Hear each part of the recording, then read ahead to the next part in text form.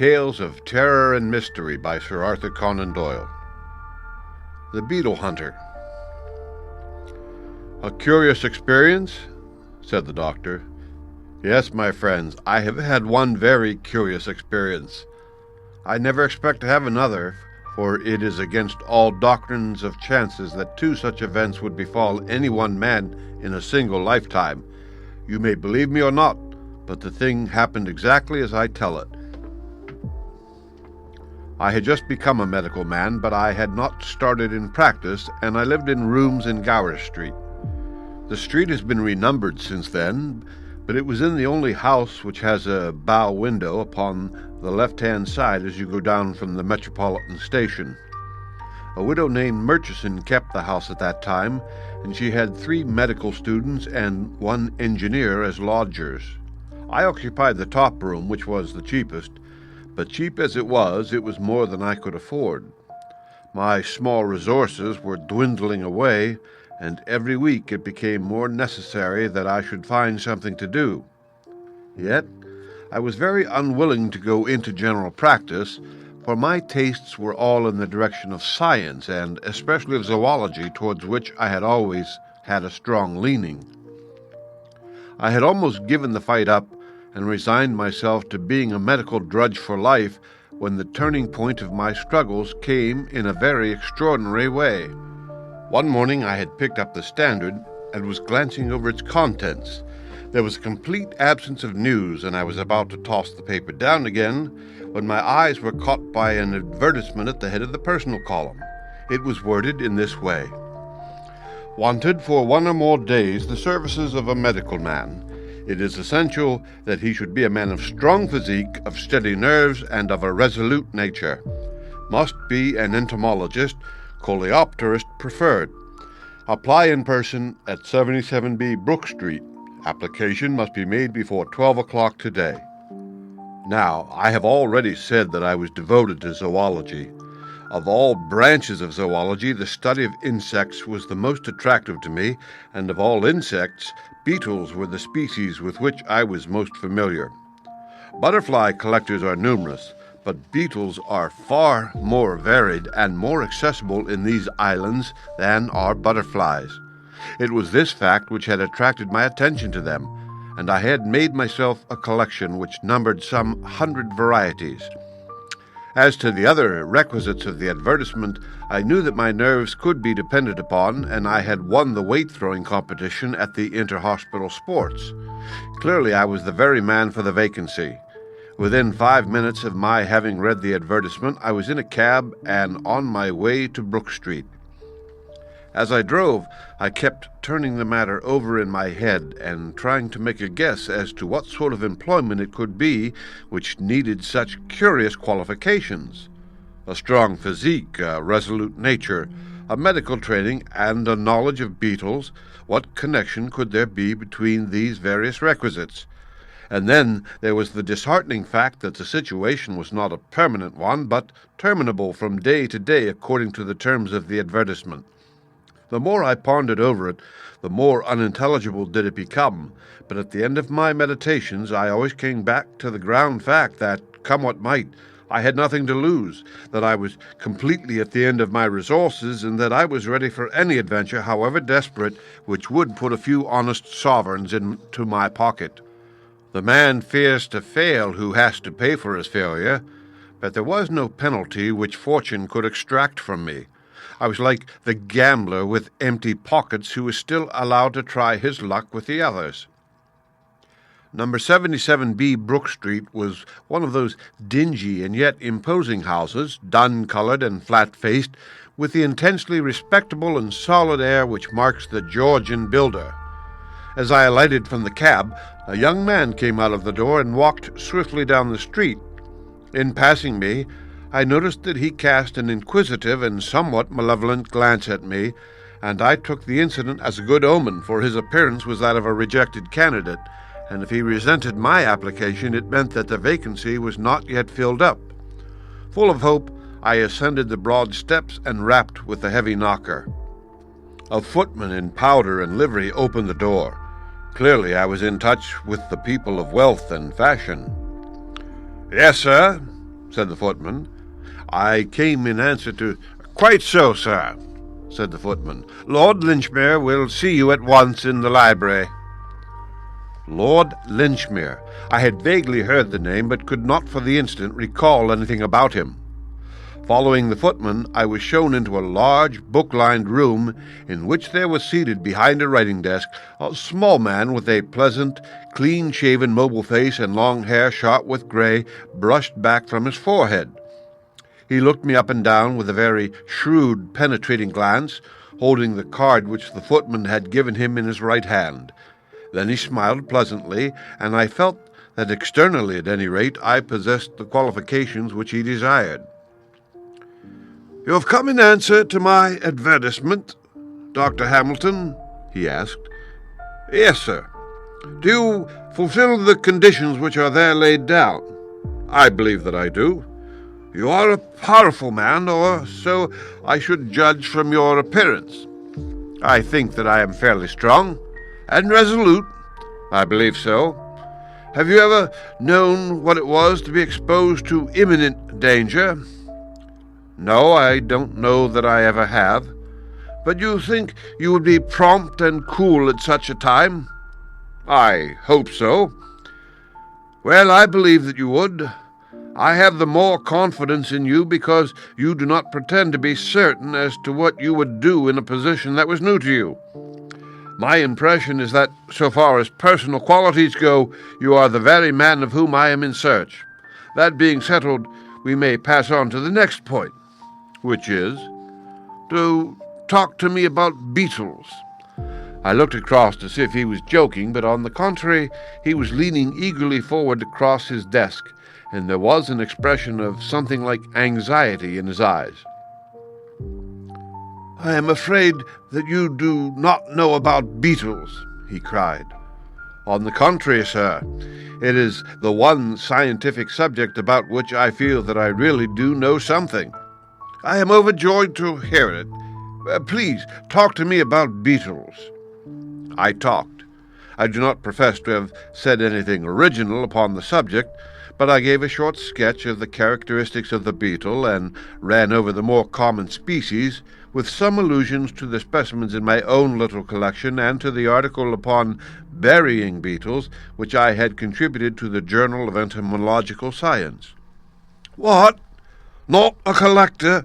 cried Lord Linchmere. "You don't mean that you are yourself a collector?" His eyes danced with pleasure at the thought. "You are certainly the very man in London for my purpose. I thought that among 5 millions of people there must be such a man, but the difficulty is to lay one's hands upon him. I have been extraordinarily fortunate in finding you." He rang a gong upon the table, and the footman entered. "Ask Lady Rossiter to have the goodness to step this way," said his lordship, and in a few moments later the lady was ushered into the room. She was a small, middle-aged woman, very like Lord Linchmere in appearance, with the same quick, alert features and grey-black hair. The expression of anxiety, however, which I had observed upon his face was very much more marked upon hers. Some great grief seemed to have cast its shadow over her features. As Lord Linchmere presented me, she turned her face full upon me, and I was shocked to observe a half-healed scar extending for 2 inches over her right eyebrow. It was partly concealed by plaster, but nonetheless I could see that it had been a serious wound and not long inflicted. "Dr. Hamilton is the very man for our purpose, Evelyn," said Lord Linchmere. "He is actually a collector of beetles, and he has written articles upon the subject." "Really?" said Lady Rossiter. "Then you must have heard of my husband. Everyone who knows anything about beetles must have heard of Sir Thomas Rossiter." For the first time, a thin little ray of light began to break into the obscure business. Here at last was a connection between these people and beetles. Sir Thomas Rossiter, he was the greatest authority upon the subject in the world. He had made it his lifelong study, and had written a most exhaustive work upon it. I hastened to assure her that I had read and appreciated it. "Have you met my husband?" she asked. "No, I have not, but you shall," said Lord Linchmere with decision. The lady was standing beside the desk, and she put her hand upon his shoulder. It was obvious to me as I saw their faces together that they were brother and sister.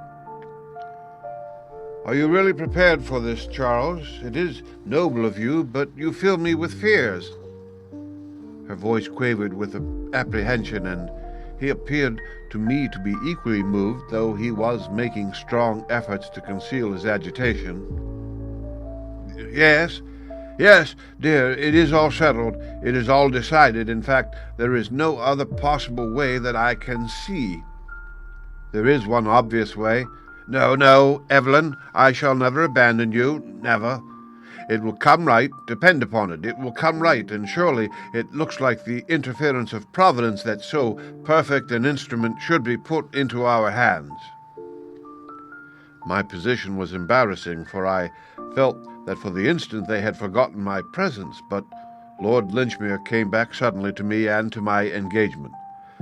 "The business for which I want you, Dr. Hamilton, is that you should put yourself absolutely at my disposal. I wish you to come for a short journey with me, to remain always at my side, and to promise to do without question whatever I may ask you, however unreasonable it may appear to you to be." "That is a good deal to ask," said I. "Unfortunately, I cannot put it more plainly, for I do not myself know what turn matters may take. You may be sure, however, that you will not be asked to do anything which your conscience does not approve, and I promise you that, when all is over, you will be proud to have been concerned in so good a work." "If it ends happily," said the lady. "Exactly, if it ends happily," his lordship repeated. "And terms?" I asked. £20 a day." I was amazed at the sum, and must have shown my surprise upon my features. "It is a rare combination of qualities, as must have struck you when you first read the advertisement," said Lord Linchmere. "Such varied gifts may well command a high return, and I do not conceal from you that your duties might be arduous or even dangerous. Besides, it is possible that 1 or 2 days may bring the matter to an end." "Please God," sighed his sister. "So, now, Dr. Hamilton, may I rely upon your aid?" "Most undoubtedly," said I. "You have only to tell me what my duties are." "Your first duty will be to return to your home. You will pack up whatever you may need for a short visit to the country. We start together from Paddington Station at 3:40 this afternoon." "Do we go far?" "As far as Pangbourne. Meet me at the bookstall at 3:30. I shall have the tickets. Goodbye, Dr. Hamilton, and by the way, there are 2 things which I should be very glad if you would bring with you, in case you have them. One is your case for collecting beetles, and the other is a stick, and the thicker and heavier the better."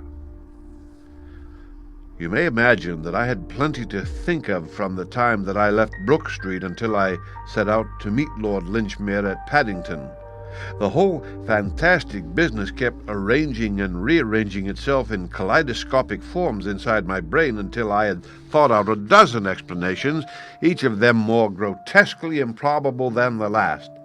And yet I felt that the truth must be something grotesquely improbable also. At last I gave up all attempts at finding a solution, and contented myself with exactly carrying out the instructions which I had received. With a hand valise, specimen case, and a loaded cane, I was waiting at the Paddington bookstall when Lord Linchmere arrived. He was an even smaller man than I had thought, frail and peaky, with a manner which was more nervous than it had been in the morning. He wore a long, thick travelling ulster, and I observed that he carried a heavy blackthorn cudgel in his hand. "I have the tickets," said he, leading the way up the platform. "This is our train.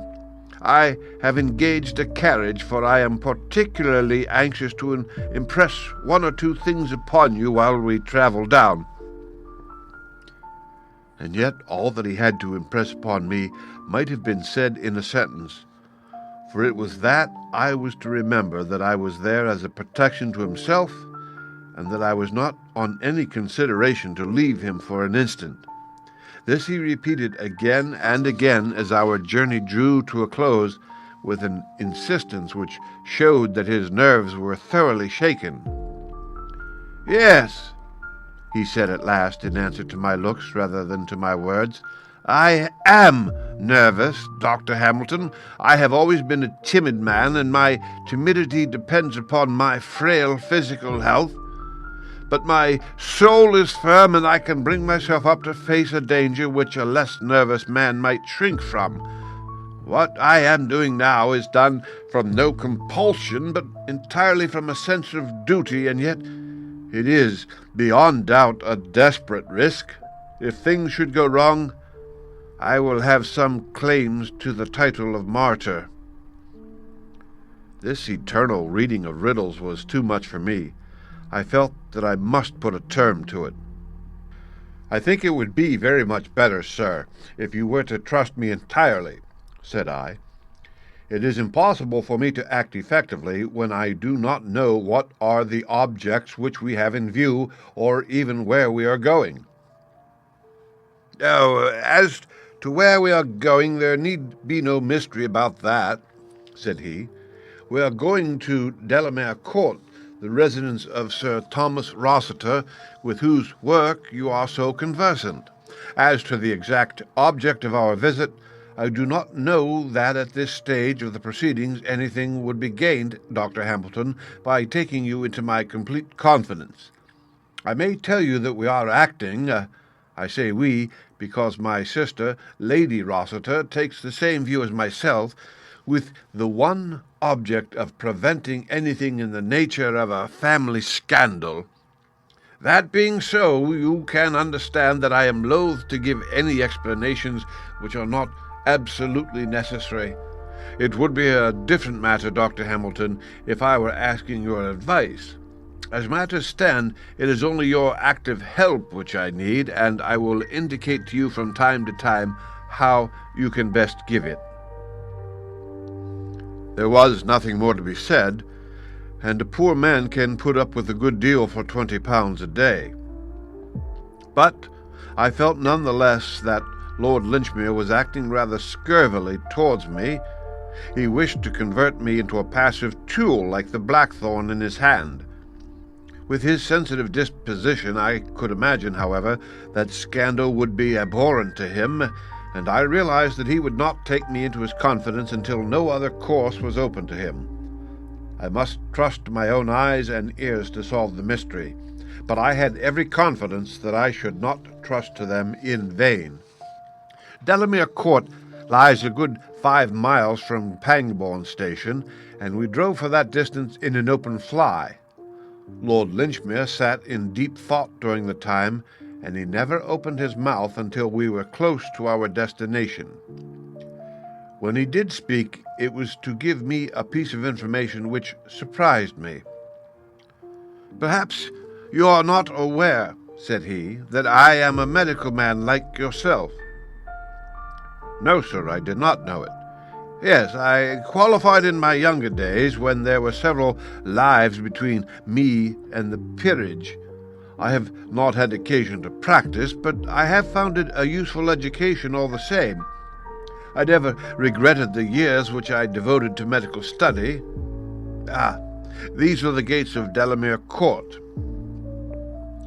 We had come to 2 high pillars crowned with heraldic monsters which flanked the opening of a winding avenue.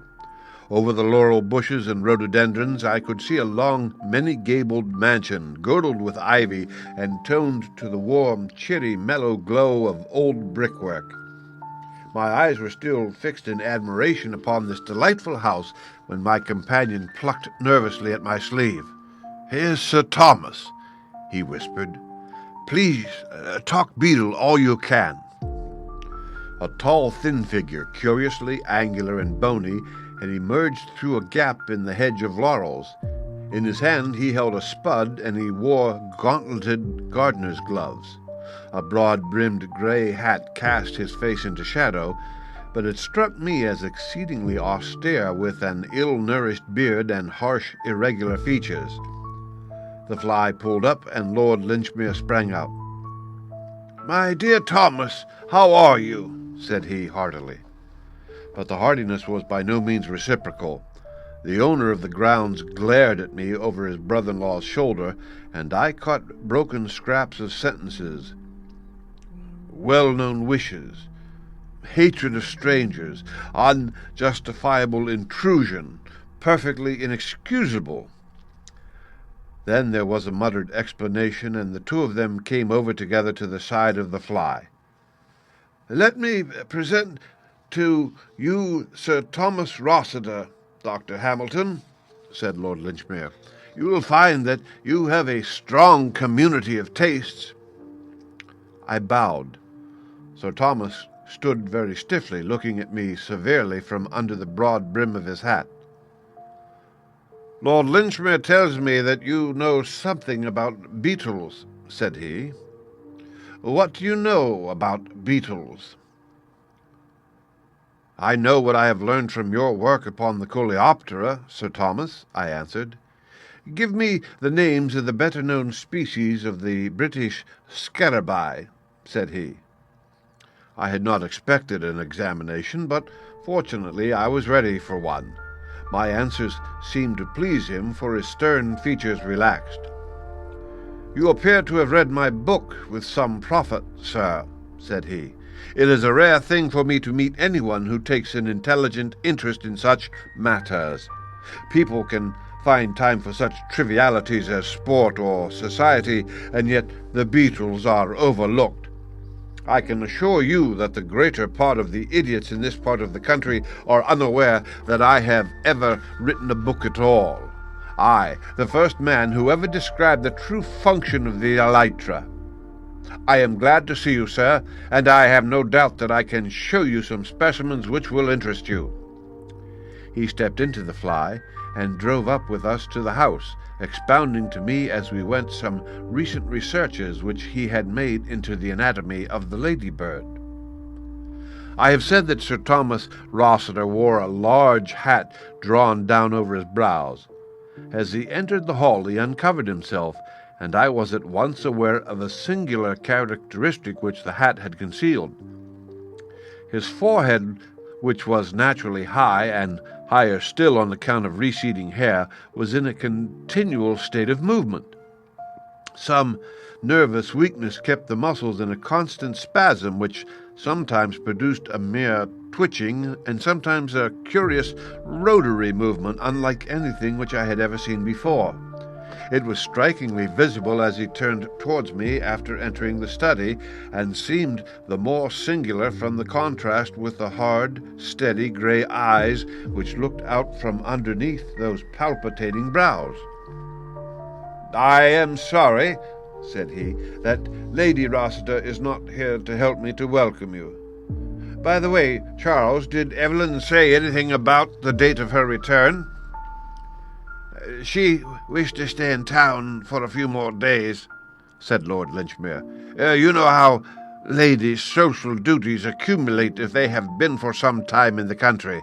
My sister has many old friends in London at present." "Well, she is her own mistress, and I should not wish to alter her plans, but I shall be glad when I see her again. It is very lonely here without her company." "I was afraid that you might find it so, and that was partly why I ran down. My young friend Dr. Hamilton is so much interested in the subject which you have made your own that I thought you would not mind his accompanying me." "I lead a retired life, Dr. Hamilton, and my aversion to strangers grows upon me," said our host. "I have sometimes thought that my nerves are not so good as they were. My travels in search of beetles in my younger days took me into many malarious and unhealthy places. but a brother coleopterist like yourself is always a welcome guest, and I shall be delighted if you will look over my collection, which I think that I may without exaggeration describe as the best in Europe." And so no doubt it was. He had a huge oaken cabinet arranged in shallow drawers, and here, neatly ticketed and classified, were beetles from every corner of the earth, black, brown, blue, green, and mottled. Every now and then, as he swept his hand over the lines and lines of impaled insects, he would catch up some rare specimen, and handling it with as much delicacy and reverence as if it were a precious relic, he would hold forth upon its peculiarities and the circumstances under which it came into his possession. It was evidently an unusual thing for him to meet with a sympathetic listener, and he talked and talked until the spring evening had deepened into night, and the gong announced that it was time to dress for dinner. All the time Lord Linchmere said nothing, but he stood at his brother-in-law's elbow, and I caught him continuously shooting curious little questioning glances into his face, and his own features expressed some strong emotion, apprehension, sympathy, expectation. I seemed to read them all. I was sure that Lord Linchmere was fearing something and awaiting something, but what that something might be I could not imagine. The evening passed quietly but pleasantly, and I should have been entirely at my ease if it had not been for that continual sense of tension upon the part of Lord Linchmere. As to our host, I found that he improved upon acquaintance. He spoke constantly with affection of his absent wife, and also of his little son, who had recently been sent to school. The house, he said, was not the same without them. If it were not for his scientific studies, he did not know how he could get through the days. After dinner, we smoked for some time in the billiard-room, and finally went early to bed. And then it was that, for the first time, the suspicion that Lord Linchmere was a lunatic crossed my mind. He followed me into my bedroom when our host had retired. "Doctor," said he, speaking in a low, hurried voice, "you must come with me. You must spend the night in my bedroom." "What do you mean?" "I prefer not to explain, but this is part of your duties. My room is close by, and you can return to your own before the servant calls you in the morning." "But why?" I asked. "Because I am nervous of being alone," said he. "That's the reason, since you must have a reason." It seemed rank lunacy, but the argument of those 20 pounds would overcome many objections. I followed him to his room. "Well," said I, "there's only room for one in that bed." "Only one can occupy it," said he, "and the other must remain on watch." "Why?"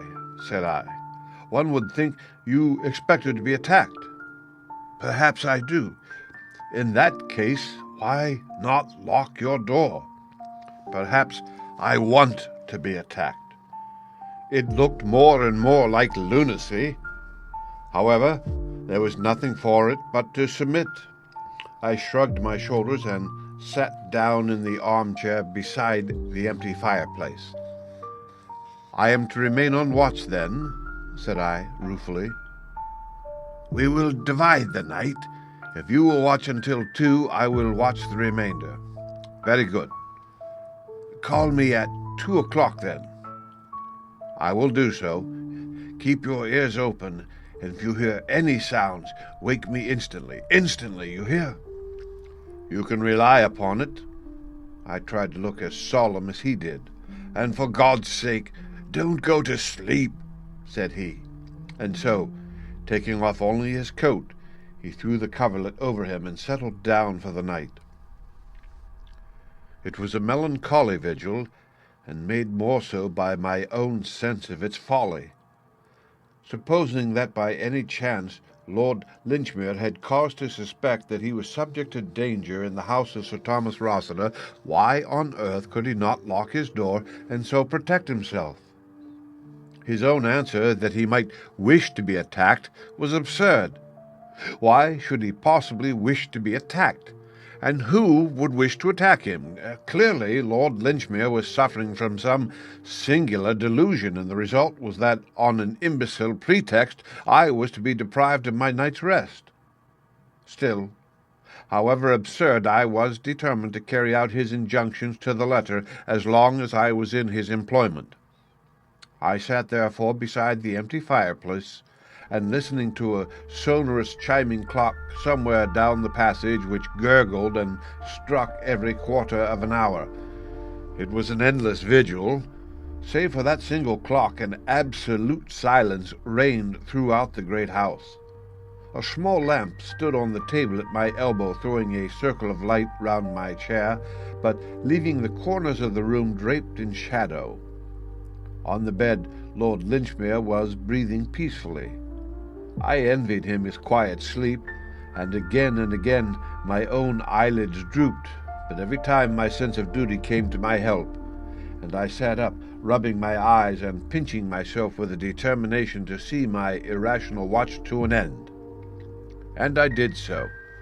From down the passage came the chimes of 2 o'clock, and I laid my hand upon the shoulder of the sleeper. Instantly he was sitting up, with an expression of the keenest interest upon his face. "You have heard something?" "No, sir. It is 2 o'clock." "Very good. I will watch. You can go to sleep." I lay down under the coverlet as he had done, and was soon unconscious. My last recollection was of that circle of lamplight, and of the small, hunched-up figure and strained, anxious face of Lord Linchmere in the centre of it. How long I slept I do not know, but I was suddenly aroused by a sharp tug at my sleeve. The room was in darkness, but a hot smell of oil told me that the lamp had only that instant been extinguished. "Quick, quick!" said Lord Linchmere's voice in my ear. I sprang out of bed, he still dragging at my arm. "Over here," he whispered, and pulled me into a corner of the room. "Hush! Listen!" In the silence of the night, I could distinctly hear that someone was coming down the corridor.